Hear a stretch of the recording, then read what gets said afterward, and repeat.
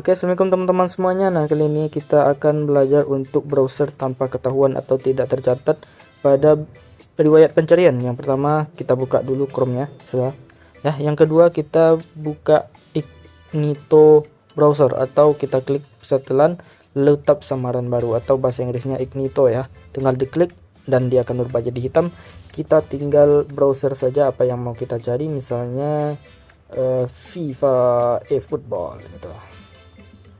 Oke, nah ini tidak akan tersimpan pencarian ini di browser kita. Oke, seperti itu ya tutorialnya. Silahkan dicek history. Nah, ini tidak akan ada ya karena situs tidak disimpan dalam mode samaran gitu ya.